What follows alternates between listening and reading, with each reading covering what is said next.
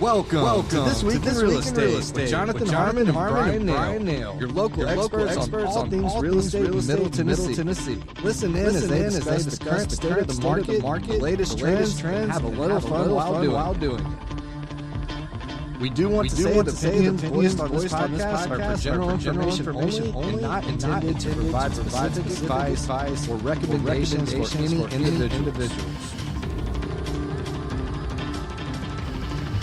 All right, y'all. Welcome back to This Week in Real Estate with Jonathan Harmon and Bryan Nale, where we're putting the new in the new year, the square in square one, and putting the fresh in fresh start. Welcome back and welcome to 2026.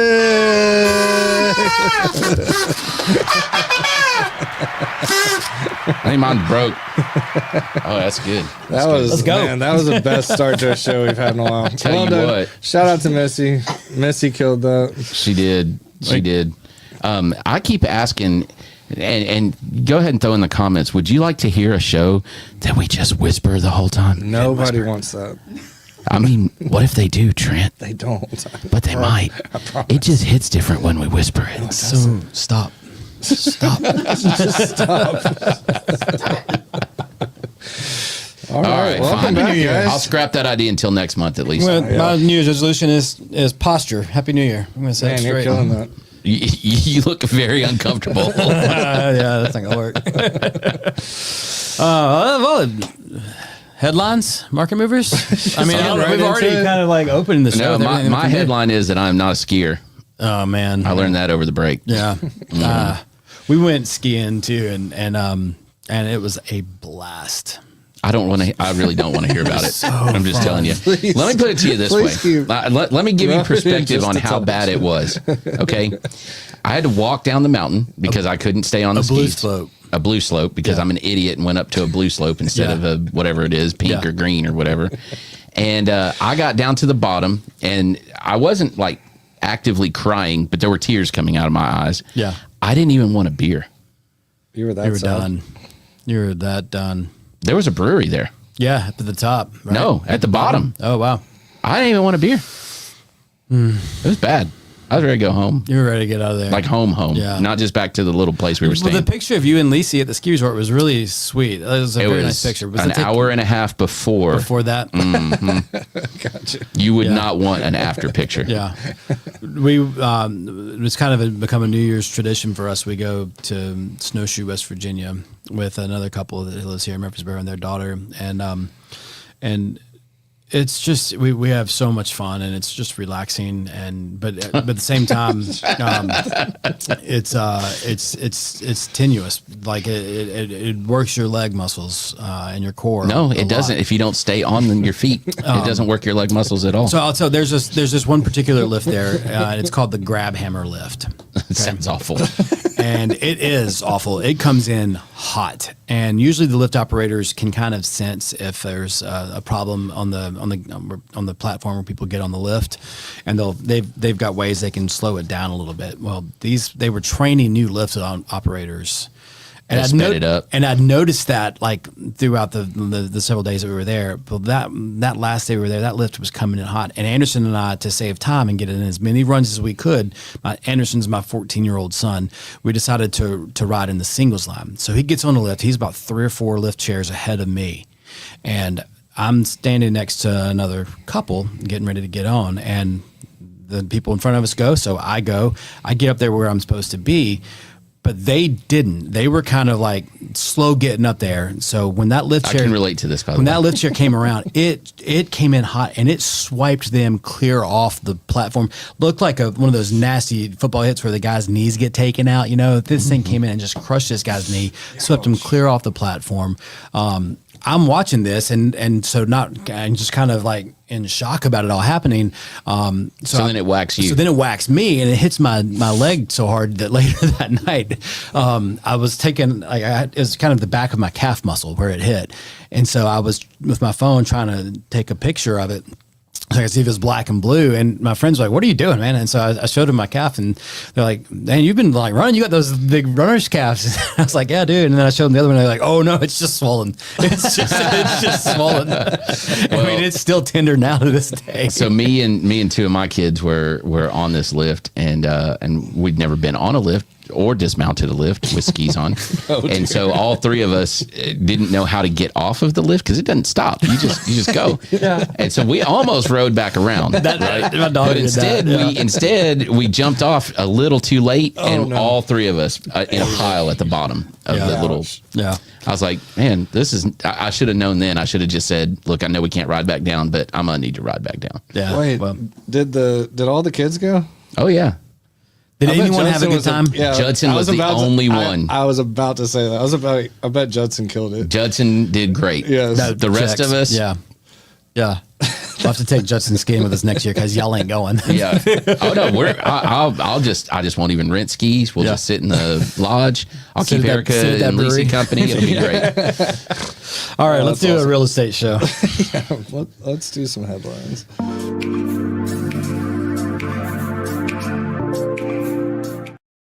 They all dropped off.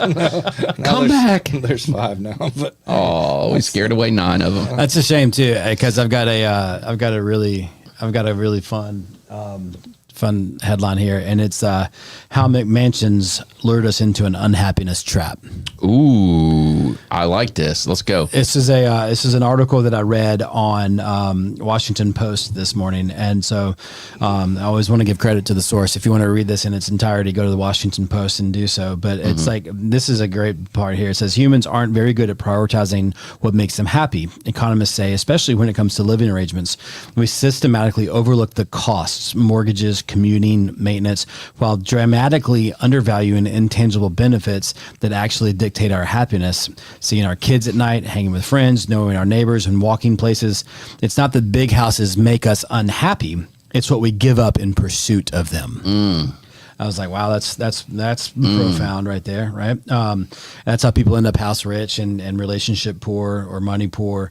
And so another one that it says happiness, living alone or with another person can promote isolation or loneliness. On the other, excessive crowding, about 140 square foot per person, leads to stress, anxiety, and depression. And so happiness peaks somewhere in the middle. It's almost like an inverted diminishing marginal utility. It's an inverted U. So like if you're, you can be too lonely over here, but then as the house gets bigger, you start getting happier. And then, you get to that diminishing point of returns where happiness starts to go down. And it talks about, more room equals more freedom, more happiness, but they may tax your happiness at higher rates and satisfaction. The extra space returns. And then there's one thing I highlighted here. I had several screenshots, but it's clear how many of us. It's clear that many of us are asking the wrong questions rather than how big of a house can I afford. A depressing question for many. This guy says we should ask what kind of home will sustain the kind of life I want. So that's almost a segue to a pro tip right there.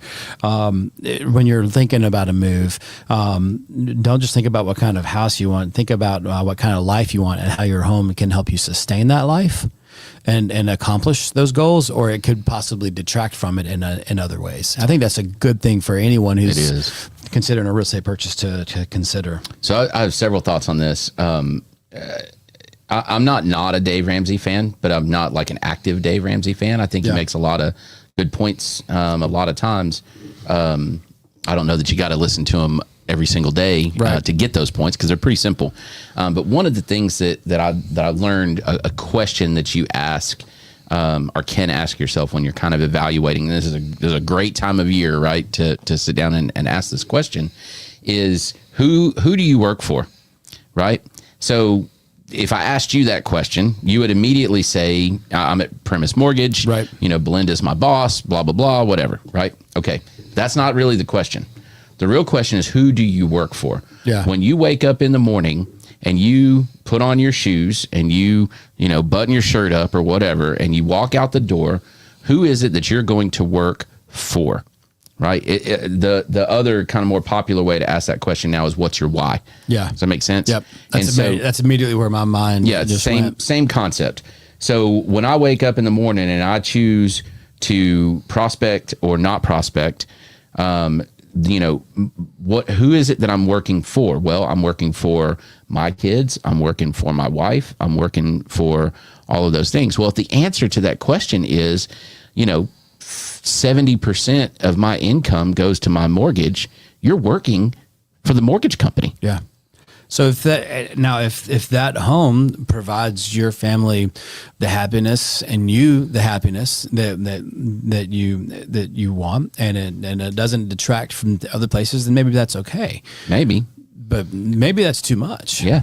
And, and then you start to look at, and this is something that, man, we have learned this lesson in spades these last almost 2 years now. We went from a house that was upper modest, right? So like 2,700 square feet, not a huge house, but certainly not a small house. And in that house, that was a good amount of space that we had. There were a few things that could have been laid out better, whatever, right? But people could get away from each other, but we still saw each other every day. Right. You know what I mean? Yeah. And we're renting one of our own houses right now. We moved into about 900 square feet. Yeah. With, sometimes as many as 6 people plus a mother-in-law in the backyard and her motorhome plus 3 dogs. And it's tight. Yeah. Like it's tight. And that causes a different kind of stress. Yeah. Well, the house that we're renovating is larger. And Lisa and I have talked on multiple occasions about when we get into this bigger house, are we ever even going to see our kids? Yeah. Yeah. Because it's easy to disappear in a bigger house. And boy, when they get to those teenage years, they're in their teenage years. That's all they want to do. They just want to disappear. And sometimes I love it when we get a game night where we all are sitting around the kitchen table playing a game together. Sure. And it's not too hard to get our son down the hall for that, because he gets it, and he kind of craves that too. But then to get him to get the yes from him that he'll play is one thing. Getting him to come out of his room within 45 minutes to start the game is another proposition. Yeah. And for us, and leave electronics behind and, focus on being present. Yeah. And it's funny, man, is we say, like me and you are sitting here talking about how hard it is to get our kids to do that, when the reality is sometimes the biggest culprit of not doing that is this guy right here. Sure. Well, think about it from a house standpoint. When you're sitting down with home buyers and they're like, "Wait, what do you want in your home?" They're like, "Well, a formal dining room, maybe, or this style of a kitchen." You look at these luxury homes, right? You get, we want a theater, we want a formal dining room, we want a separate office, we want a game room, or a big covered bonus deck, room, or outdoor kitchen. And I think it's funny, because I think the outdoor kitchen might actually not be as big of a culprit, but a lot of those interior spaces, like the formal dining room or a game room or a theater, those kinds of things, they just become more places to hide. But actually, they don't even really get used. They just become more places for storage and clutter, which is, you talk about comparison is a thief of joy. Another big thief of joy is clutter. And I think clutter leads to a lot of stress. And I look at our formal dining room that has been converted to an office for Erica, and how cluttered it is. I think it has been cleaned out. We've been in our house for 12 years. I think that room has been cleaned out to the point where we would feel comfortable opening all the doors so that our guests could see in that room maybe like 3 times. It's wild, and it's a room that gets used every day because it's where we dock our computers. It's like our office. It's a catch-all. But it's a catch-all. Yeah. Well, I think that's very interesting, and the term McMansions is a relatively new term, maybe 20 years or less, and it is fascinating, and I think for me the big takeaway from that article is to ask better questions to get people into homes that they're actually happy in. Right. Yeah. And so I think a good question is, how do you live and how do you want to live? Yeah. Right. And how do you envision? And broaden that. So when the answers start coming back in, not just live in the home, but how do you live outside the home? Do you want to travel? Well, if you want to travel, I've got a really good friend who is in the real estate business. And this person was talking about this house was coming on that they think is going to be a really good investment, and it's going to be an up and coming area. I'm really thinking about doing it, so I was waiting for the application. I was waiting and followed up. I'm not going to do it. And there's other things that I want to do. Yeah. And if I have that mortgage payment, I won't be able to travel. I won't be able to go out. I won't be able to do the things I want to do. I'm happy where I am. It's enough for me, and I'm going to stay put. Well, so where I was going with that also is some of that I already integrate into my conversation.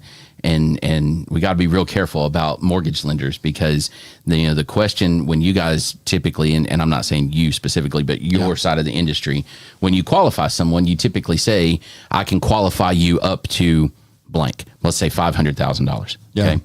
So I always tell them, look, Bryan or whomever is going to tell you that they can qualify you up to a certain dollar amount. Okay. And that's going to translate to a payment. Mm-hmm. Okay.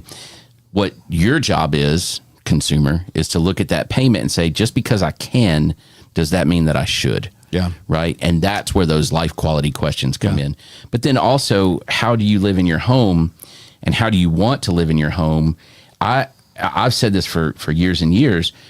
I need to understand, and my side of the industry needs to understand that we're not selling a tangible product. Mm-hmm. We're selling a concept. We're selling a lifestyle. We're selling happiness ultimately, right? Yeah. And so when I say, what do you want in a home? And they start saying, 3,500 square feet, 5 bedrooms, 3 baths, whatever. Well, that's a product. Okay. Yeah. That's easy. I can plug that into a MLS search. Yeah. It's a database, piece of cake, right? Yeah. But how do you live in your home? What do you actually want in your home? Yeah. Right. Well, we entertain a lot. Well, do you actually entertain a lot or do you want to entertain a lot? Do you like the idea of entertaining a lot? Exactly. We really want, we won't want anything that has smaller than a such and such backyard because my kids will want to play in the backyard. Well, do they actually play in the backyard or are they like my kids and they played in the cul-de-sac? Yeah. And that's an important question because if you have a huge backyard and you live on a busy street and your kids really just want to ride their bikes in the road, then you need need a cul-de-sac. Yeah. Yeah. Right. Yeah. So this is not a question that like I'm not going to judge you on it or anything like that, and I'm not going to try to set your budget higher than what it should be. But you need to ask yourself those honest questions because it's your happiness. Just what your article said. It's your happiness. Every once in a while, I'll catch a customer who will say something like, "Thank you for asking us these questions," and not just telling us, because we talked with such and such online lender and then they told us that we could get approved for a $650,000 house, but we kept telling them that's not what we want, and that's not the first place that my process takes me. The first conversation that we have is, and it's funny because we think about the used car industry, this is a bad thing, but my first conversation is, what are you comfortable with for a monthly mortgage payment? And it's not because I'm trying to fit a car into that budget, right? That's what used car salesmen do, but that helps me know where to start my process and just say, okay, well, have you looked at any houses where that payment's going? And that question gives me so much information because I'll know instantly if we're working with someone who has pipe dreams, is unrealistic, or is completely out of the stratosphere on what their expectations are. Mm-hmm. And so we can kind of work towards getting them to the right purchase price. For example, this week I have someone who applied for a $1.5 million loan.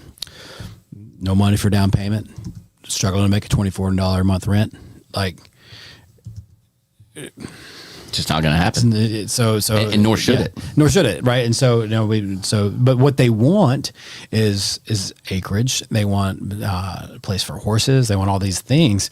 Well, okay, not saying no, never, but definitely no, not right now. So we get to the right place where they can have a realistic budget that works for what they want. And they just don't know, right? And this isn't a knock. This isn't a judgment. They just don't, they don't correlate purchase price and down payment because, hey, if you want a $1,200 a month mortgage payment, you want to buy a $1.5 million piece of property, we can do that if you have a lot of money for down payment. Right. But you got to have, we're not necessarily, and I tell people sometimes, it's not often that I'll say this, but sometimes I'll say, it's not so much that I'm improving you for a purchase price as much as I'm improving you for a loan amount. So if there's resources available to you, gift from a family member, going to a retirement account, selling another asset, if we can get you approved for a purchase of X, but I can only give you a loan for this much of it. The rest of it has to come from another source. Yeah, exactly. Oh, that's good stuff, man. That's good conversation. What's next, Trent? Oh, snap. I don't have a This Is Real, sorry. Oh, well, just make one up. It's really bad. It's a really bad picture on the TV. Let's take this as a This Is Real. There are still sorry guys, MLS listings. Still, I saw one yesterday. 0 pictures. No, it had one picture. Oh. It had a picture, and it was a really bad picture taken of the front of the house, and that was it. Now, I mean, at least I had one. I have not seen one in a while that has no pictures. Some new construction sometimes will just have like a blueprint or something like that, and that's whatever. There's not really literally nothing to take a picture of, right? The ones that are misleading on new construction to me are the pictures of the model home, and the one being built in anything like it, and that happens sometimes too. But yeah, I had an epiphany this past week. I was hang on one second. Okay. So what I do want to say with a blank screen up there is that almost as bad, maybe even worse than a blank screen, is really bad pictures. Yeah. And so the whole point of a This Is Real is it's very tongue in cheek. It's very funny. Like we can't even believe that somebody would do something like that. The reality is, y'all, if you spend any time on the MLS, you're going to see that. Yeah. So consumers, listen to me. Listen very carefully. Do not ever tolerate that.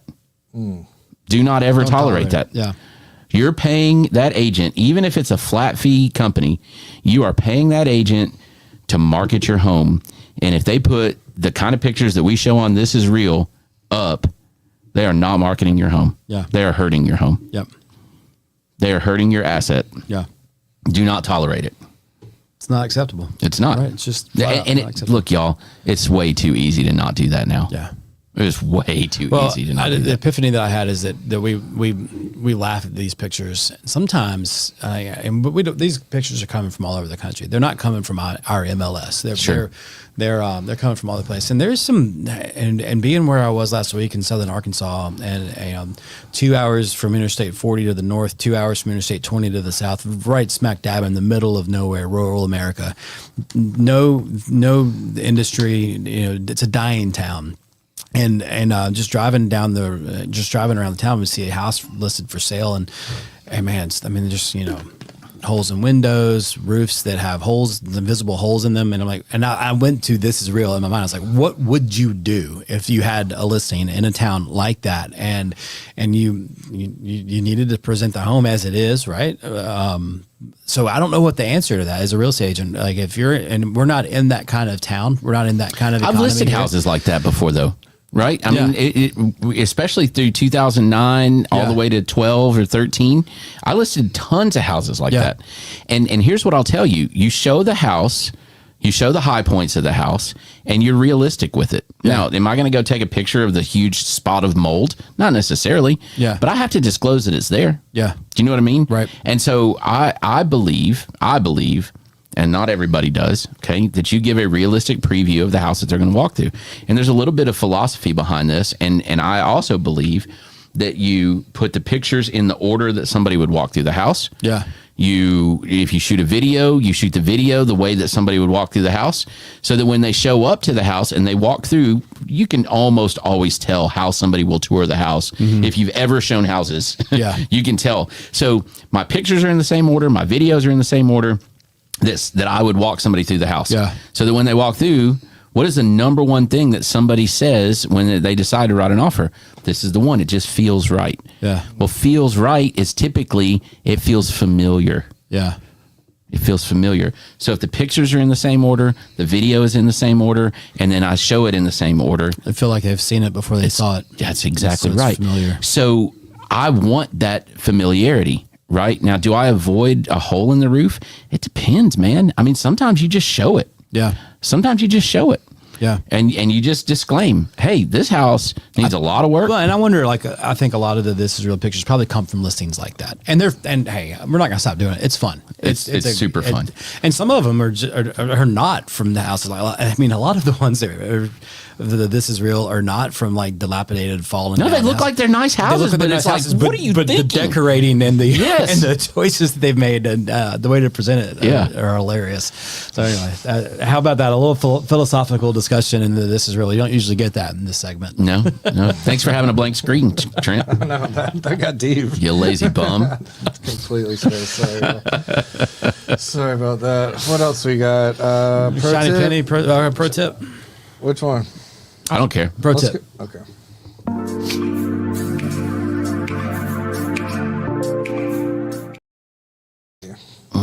Oh, I know. All right. So, pro tip, and this will segue a little bit into the shiny penny as well. Pro tip is this: if you don't know, please ask. Okay, please. And conventional wisdom very often is wrong. I'm especially when it comes to real estate stuff. And here's where this is coming from. I had to like squeeze the story just a little bit because I don't want to reveal any names or anything. Okay. Multi-generational housing is a thing. Kids will move in with their parents, especially if their parents their health starts to fail, that kind of thing. Or sometimes they move the parents in with the whatever, right? Yeah. But oftentimes life circumstances happen where, maybe a kid gets divorced. So, single, parents' health is failing kind of at the same time. So it just makes sense for a kid to move in with parent. And what we see this happen often is the kid will or all three of them might make the decision that we're going to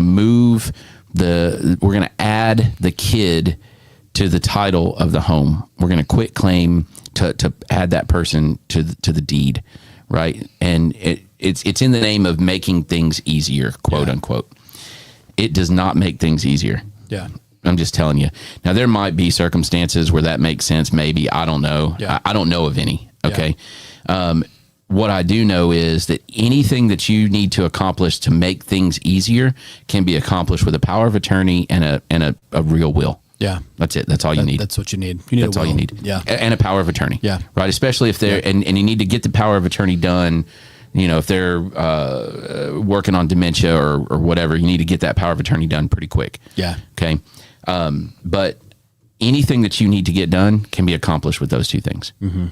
Everything that you need to get done can be accomplished with those two things. And if you quit claim it over to if you get it quit claimed, you could really, really hurt yourself as far as selling that property, capital gains tax. I was going to say capital, you lose the stepped up basis. You lose stepped up basis, and you still have to submit to 10-care. So, I mean, it can get ugly, and you don't want to do that. Yeah. So if you don't know, please ask.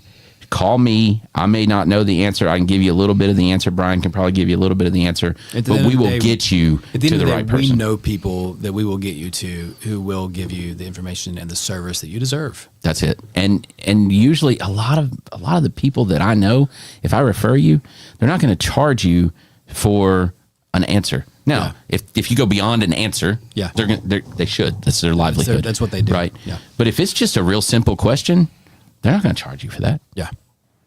So ask the question. And the only dumb question is the one you don't ask. It's a great pro tip. Really good. Shiny penny? Yeah. Shiny penny. No, shiny penny.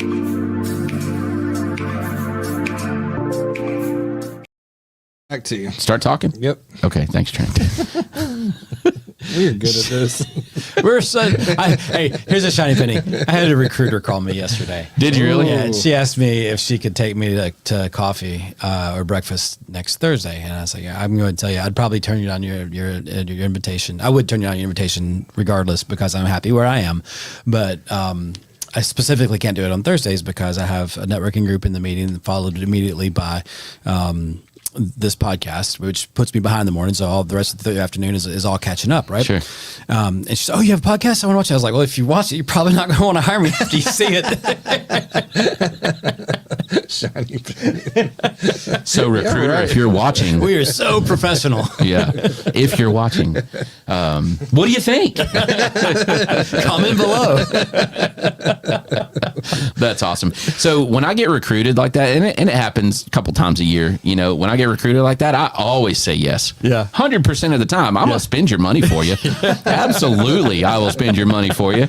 And also, it's good to peek in on the competition sometimes. Sure. You know what I mean? Yeah. But I will always spend your money. So if you call it, there's other mortgage lenders that'll call me sometimes. They're like, "Hey, can I take you to lunch and tell you what I do?" And I'm like, Yeah, you sure can. Absolutely, I'll spend your money. 100%. You can buy me drinks too if you want. It'd be great. That's great. So no, Is that the shiny penny? it might be. No, that's a pro tip right there. Yeah, pro tip for the industry. Spend their money. No, the shiny penny is this. So Missy and I met yesterday, and we put together kind of a game plan for 2026.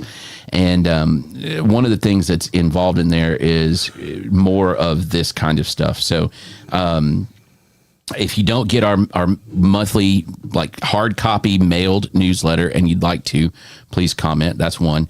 The second is she's going to start kind of blogging those newsletters. So make sure you check out that.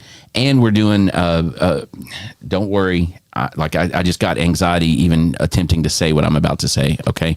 We're going to do a monthly text as well that has some pretty cool links in it. And we've got a game plan together, and she's curating some stuff. It's going to be worth it. Great. And we're not going to spam you to death. I promise. Cross my heart, needle in the eye, all that stuff. Okay.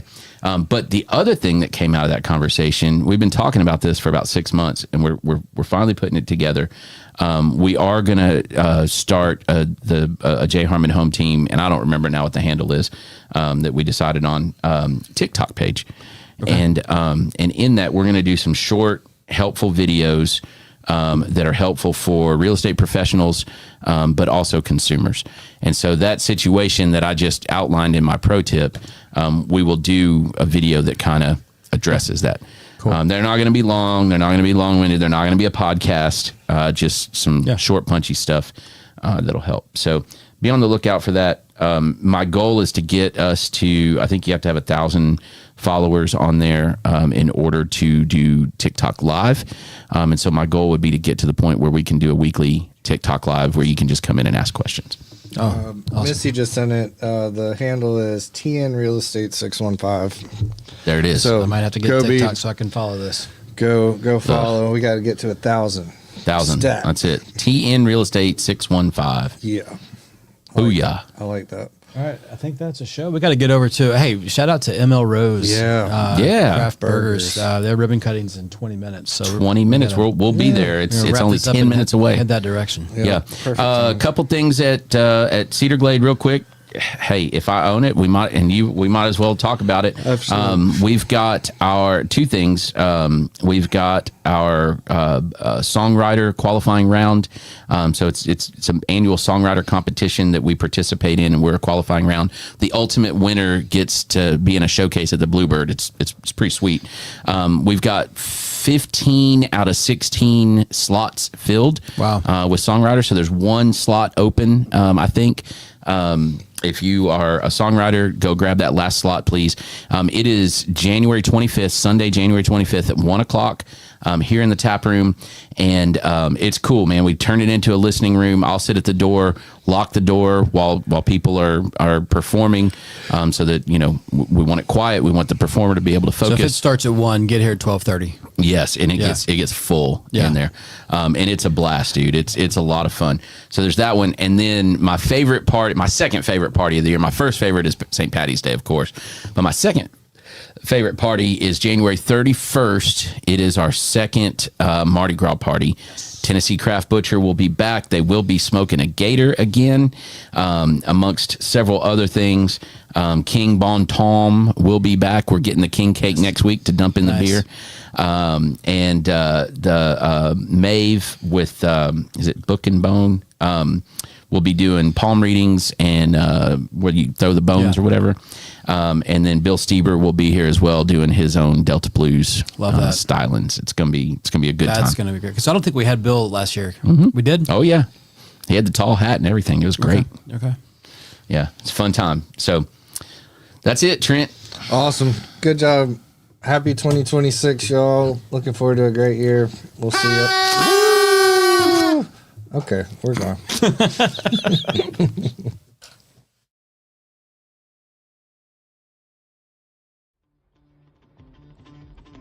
Thank you for listening to another episode of This Week in Real Estate with Jonathan Harmon and Bryan Nale, your go-to resource for all things real estate in Tennessee. Be sure to like, share, follow, subscribe, and leave us a 5-star review. We will see you all on the next one.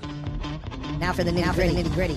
Primus Mortgage Company is a subsidiary of Primus Bank, FDIC, Mortgage NMLS number 1894879, BK number 1042893, ML number 1894879. As always, all loans are subject to credit approval and product guide equal housing lender.